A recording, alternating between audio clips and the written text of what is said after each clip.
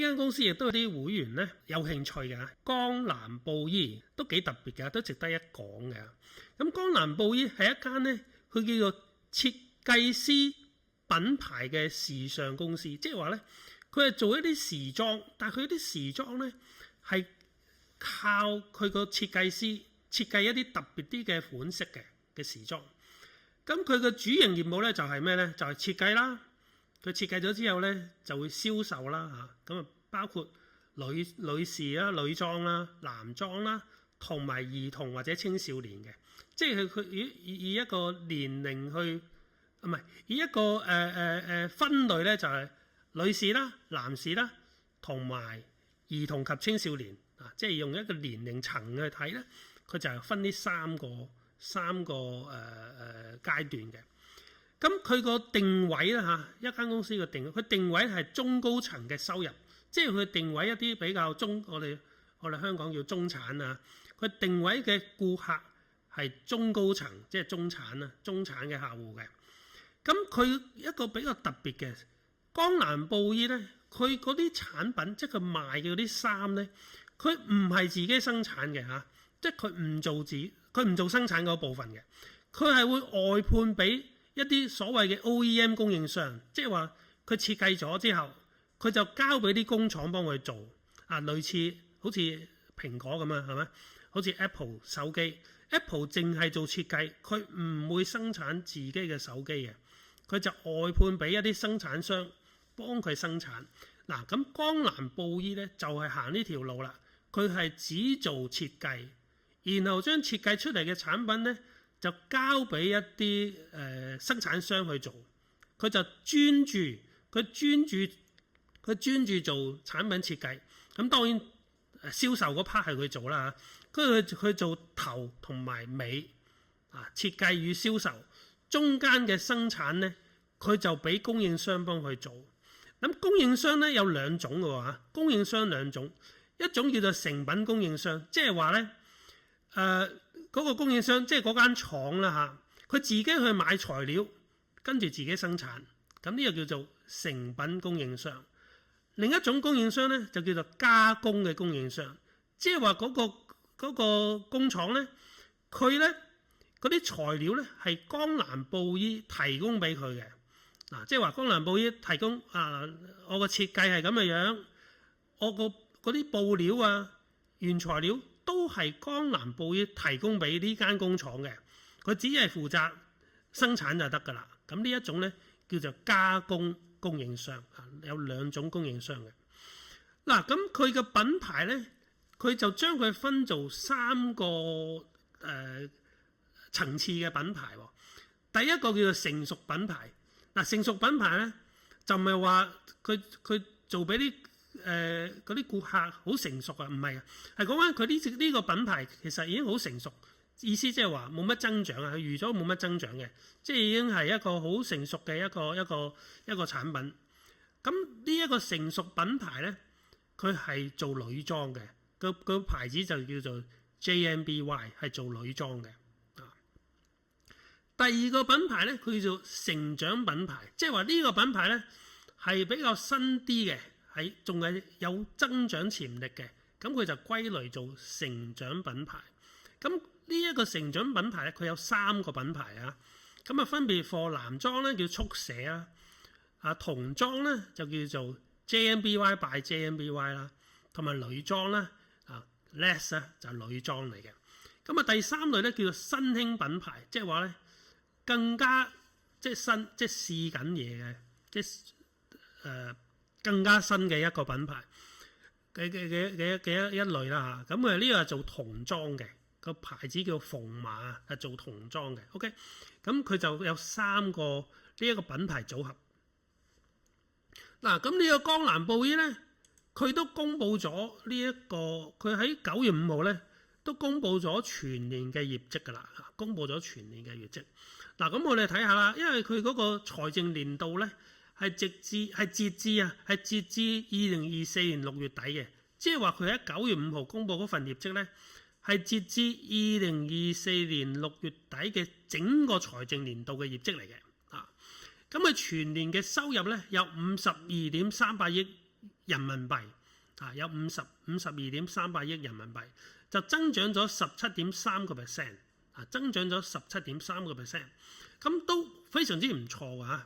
因為而家大家知道內地啲消費好弱啊嘛，咁佢個收入竟然又增長17.3%，其實已經得來不易啦。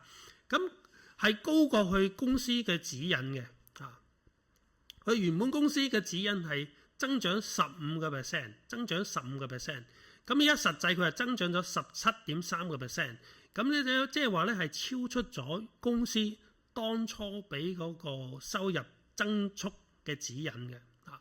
不過如果我哋細分上半年與下半年嘅增速咧，咁我會睇到啦，上半年佢收入咧係增長咗26%，下半年咧係增長7%，即係話下半年咧係弱咗好多弱咗好多。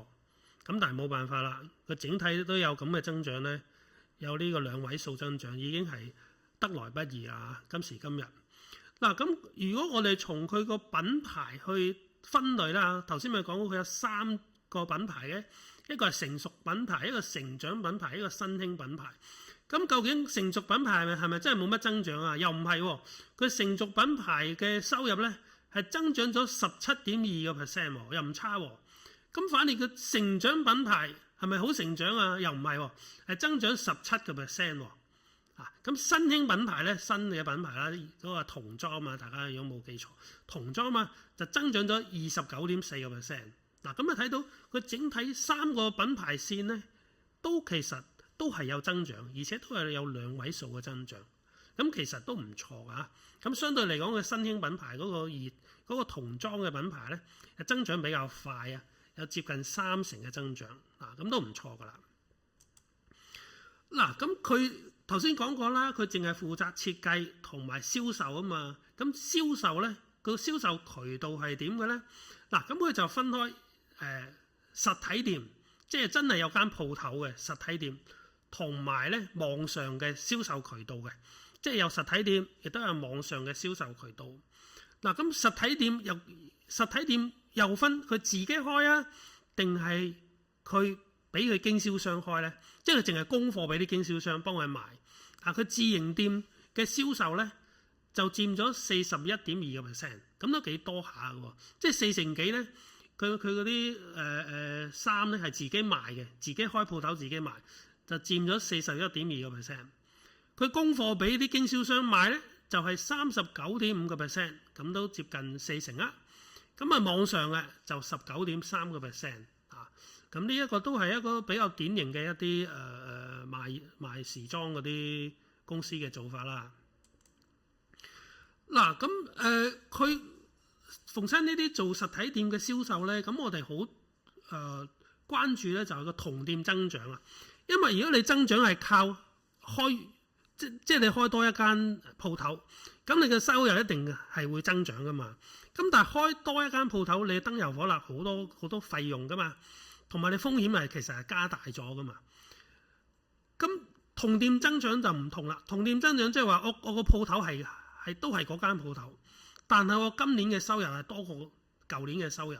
咁樣嘅增長咧係比較健康，同埋咧係比較效益比較高嘅。咁所以一般咧，如果我哋睇一啲嘅銷售嘅咧，我哋一定要睇佢個同店銷售。我哋唔好淨係睇個整體嘅銷售。因為整體嘅銷售，如果你係靠開多幾間鋪頭嘅增長咧，咁呢種增長咧，其實嗰個可持續性係比較低嘅。咁你冇理由年年都係咁開噶嘛？你始終開鋪頭係有好多成本噶嘛，係會有嗰個有資金限制噶嘛。如果你唔增加鋪頭嘅數目，同店都有增長，咁先至係真正嘅增長啊！呢個叫做 organic growth 係真正嘅增長，所以我哋要睇同店增長咁佢係 OK 嘅喎。你睇到咧，佢2023財年同埋2024財年，即係最近呢2年咧嘅同店增長咧都有增長嘅，係連續2年都係錄得同店嘅正增長，而且最新呢一年呢個2024財年係去到2位數嘅增長啊！去到10.7%，咁呢個係好現象嚟嘅，好現象嚟嘅。嗱，咁點解江南布衣會做得咁好咧？嗱，除咗佢係一個設計師，佢啲設計師叻，設計啲品牌，設計啲衫，受到顧客嘅歡迎。佢其中一個特別同埋成功之處咧，佢係實行一啲叫做會員制嘅，而且佢係擁有一批咧好忠實嘅會員嘅。嗱，即係好似 Apple 點樣成功啊？我有啲朋友咧，佢用手機用電腦咧，一定係買蘋果嘅，即係佢唔會考慮非蘋果品牌嘅手機同埋電腦嘅，即係變咗一個擁躉啊！即係話我買手機，我一定係買蘋果；我買電腦一定係買蘋果。嗱，即係呢啲叫忠實會員啊！即係佢有班忠實嘅擁躉。嗱，咁事實上咧，佢2024財年2024財年佢個公司嘅會員貢獻佢個零售額咧係超過80%嘅，即係話佢有80%超過80%嘅銷售係來自會員嘅。咁呢個係好好嘅喎，因為會員係比較即係 loyalty 比較高嘅。即係咧，你最怕嗰啲你嘅顧客咧就係好花心嘅，間牌子都得嘅。總之咧，我冇信仰嘅，邊間靚我就買邊間。咁嗰啲咧，你就唔知佢出年仲會唔會幫襯啊嘛。但係如果你一個忠實嘅，譬如你忠實蘋果迷，咁你知道佢再換手機都係換蘋果噶啦。咁一間公司，尤其是一間品牌嘅公司咧，需要咧就係呢啲忠實嘅會員啦。咁佔頭先講過啦，佢嘅銷售超過80%係來自呢啲忠實會員啦。嗱，咁所以跟住要睇咁嘅忠實會員嘅數目有幾多啊？嗱，根據佢個披露啦，佢個會仲要活躍㗎，活躍會員數咧有55萬個，就比舊年即係比2023財年咧就增加咗4萬個，咁都唔錯啊嚇！即係有55萬個忠實會員啦。咁2024財年呢一啲忠實會員，佢每年購買佢嘅產品超過5000蚊嘅，有幾多個咧？有31萬個喎，咁就好犀利喎！佢會員活躍嗰啲，即係會真係幫襯買嘢嘅會員咧，有55萬個，其中超過31萬個會員咧，一年幫襯佢5000蚊或以上。咁呢個係非常之唔錯喎。而舊年咧就26萬，即係話咧，一年幫襯佢超過5000蚊嘅活躍會員，由舊年嘅26萬增加到今年嘅31萬，哇！增加咗5萬個，咁啊非常之好啊！咁佢會員銷售個會員貢獻嘅銷售額咧係達到44.9億元，44.9億元。上一年就係35.4億元，咁都增加咗差唔多10億元啦，都非常之唔錯。咁事實上佢計過啦，佢嗰個實體店嘅銷售咧，有60% 咧就係呢一啲會員買嘢嘅貢獻嘅。嗱，咁講完個收入啦，咁毛利啦。嗱，佢個毛利咧就34.7億元，增長咗19%。增長19%。咁你會見到毛利增速咧，亦都係高過收入嘅增速嘅。毛利率咧由65.3%提升到66.3%。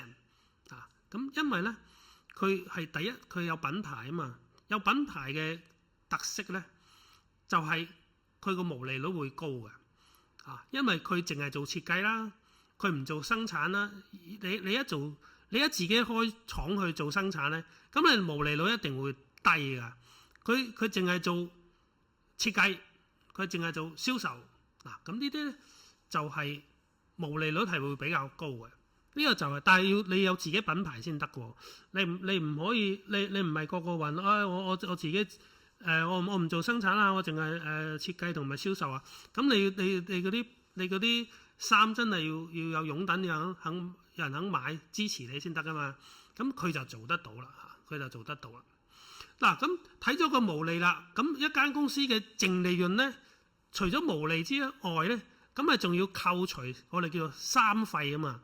三費英文就叫 SG&A。如果你見到 SG&A 咧，S 即係 sales 啊嘛，即係個銷售開支 G&A 咧就即係行政開支，再加埋 finance 財務成本啊，就所謂嘅三費啊。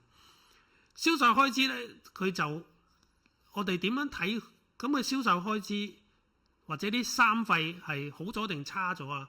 咁我哋咧就會將佢同收入除一除個收入，計佢銷售開支佔收入比率，計佢行政開支佔收入比率，咁先有用噶嘛。因為如果你淨係睇到佢個絕對值咧係唔公平嘅，咁你生意做多咗，咁你銷售開支梗係增加㗎，你行政請多咗人，行政開支梗係增加㗎。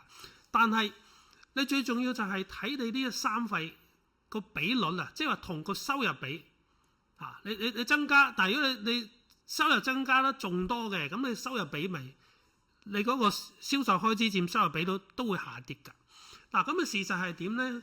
佢個銷售開支佔收入比率咧，就由37.96% 下跌到34.88%喎，即係開支嘅增加速度係慢過收入增加速度喎，以至到佢個比率下跌喎。咁呢個非常之好喎。咁啊，行政開支又點啊？行政支出佔收入比率亦都從9.98% 下降到9.66%，啊，非常之好。SG&A 嗰個比率咧下跌咗嘅。嗱，財務支出點啊？佢由淨支出708萬元變成淨收益2020萬元，即係話咧，因為佢現金改善咗，咁佢咧就唔需要俾咁多利息啊。咁呢個係好事嚟嘅，所以佢個三費率啊，即係 SG&A 同埋 finance cost 佔收入嘅比率就由48.1% 下降到44.2%。嗱，你睇到啦，佢收入嘅增長啦，佢毛利增長高過收入啦，跟住佢三費率又下降啦，所以個淨利潤咧一定係增速一定係高過毛利嘅。事實上佢淨利潤8.48億元，增長咗36.5%。嗱，咁你可以睇到啦，佢淨利潤增速係超過毛利嘅增速，毛利嘅增速又超過收入嘅增速，咁啊非常之好嘅一間公司，起碼係講緊佢2024財年嘅表現啊，以後唔知啊。咁咧就係佢呢個淨利潤嘅增速咧，亦都超過公司嘅指引嘅。公司指引咧原本係增長30%，咁依家結果係36.5% 啦。咁如果我哋拆開上半年同下半年嘅表現咧，嗱，上半年咧就增長54%，下半年咧即係講緊個淨利潤啊，上半年淨利潤增長咗54%，下半年嘅淨利潤咧就增長咗10%。嗱，咁即係話咧，佢又係上半年增長差過下半年啦。即係亦都係咧，佢上半年咧個增長咧係好過下半年嘅，即係下半年增長又少咗啦。咁呢個冇辦法啦，呢個係代表咧係因為咧嗰個中國內地嘅呢一個零售咧，的確係好差啊。咁佢成年計有增長咧，其實已經係難能可貴㗎啦。咁出年會唔會保持到啊？咁啊真係唔知啦嚇。出年即係講緊未來會點，就好難講啦。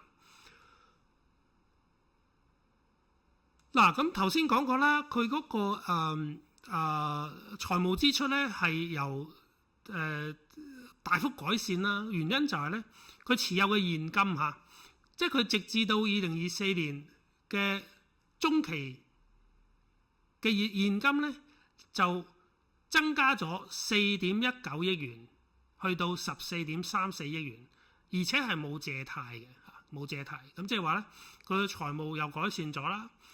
另外就係佢個經營現金流有16.03億元，亦都係比上一年嘅9.39億元咧大增咗70.7%。咁啊，現金增加咗啦，冇借貸啦，經營現金流大增71%啦，咁啊非常之好，佢嘅財務起碼都係非常之好啦。咁派息點啊？嗱，佢派末期息就0.86元港元啊，0.86港元，加埋中期息0.46港元，以及有特別中期息0.39港元，全年加埋咧就派咗1.71港元。咁如果你唔計嗰個特別嘅中期息0.39啦，恒常嘅全年派息都有1.32元。OK， 派息比率咧就係97%。咁相比於上一年恒常派息係0.97港元啦，都增加咗36%嘅。咁你睇到佢嗰個派息嘅增幅咧，同佢盈利嘅增幅咧都差唔多嚇，都差唔多。咁未來展望係點啊？嗱，未來咧公司咧都俾咗佢一個指引嘅。其實咧內地有啲公司個透明度都非常之好啊，即係學美股啊，大家知美股咧佢會俾指引啦。仲係每季俾添啦，即係美國上市嗰啲公司係每季俾指引啦。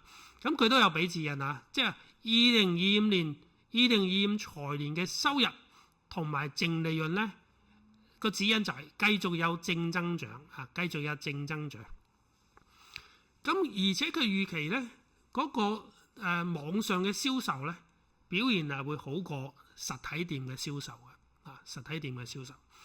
預期個毛利率咧就會係65%至66%。咁大家記得啦，我頭先講過佢2024財年係66.3啦。咁我而家預期2025年即係下一年嘅嗰個毛利率咧就65%至66%，即係係差咗少少啦嚇。跟住咧，咁佢咧就話點樣應對而家中國內地嗰個消費即係疲弱嘅情況咧？嗱，咁你應對消費差，好多時咧就會靠減價啊嘛，係咪？咁但係佢咧就話佢唔想行減價嗰個路線去刺激個銷售，佢係會靠咩咧？靠產品嘅設計，即係靠你覺得買佢產品有價值而買佢，而並非係靠你減咗價我就買啦咁。嗱，即係公司咧就係咁講。咁我呢個我覺得非常之好啊！即係你唔好靠減價去刺激你嘅銷售，你係靠做嗰啲設計，提升你嘅品牌嘅價值，去令到人哋覺得話我買你件衫，買你個產品係有價值嘅，而因為呢個原因去消費，我覺得係更加好啊！咁佢就預計咧，佢個成熟品牌咧就會增長中至高個位數啊，跌翻個位數。頭先記得啦，佢成熟品牌都增長咗17.幾個 percent 嘛，但係佢預下一年咧只係有個位數啊，中至高嘅個位數增長。而成長品牌咧就有雙位數增長啦，即係大家記得啦，頭先講過啦，2024財年咧就有17% 增長，咁啊預期2025財年咧都繼續有雙位數嘅增長啦，咁另外就係派息比率啦，係不低於75%，不低於75%。咁以我上個禮拜五嗰個收市價啦，14.64元計算咧。歷史 P/E 咧就係8.1倍，股息率就11.7%。如果計埋特別股息啦，先有11.7%。如果你唔計個特別股息咧，都有9厘啊，9%。不過預計佢2025財年嘅盈利，每股盈利咧應該只係有個位數嘅增長啦。咁所以咧，佢歷史股息率有9%，未來嘅盈利單個位數增長咁所以呢間江南布衣係一間我會形容佢係小而美嘅公司佢特色咧就係佢係靠設計嘅，佢係靠呢個設計去驅動佢個銷售，而且佢係靠粉絲經濟呢個叫粉絲經濟，即係佢係有忠實會員嘅，忠實會員去支撐佢個銷售嘅，咁就比較特別啲啊！呢個都叫做喺市面上呢啲咁樣嘅成衣嘅零售商，算係有差異化嘅一間小而美嘅公司。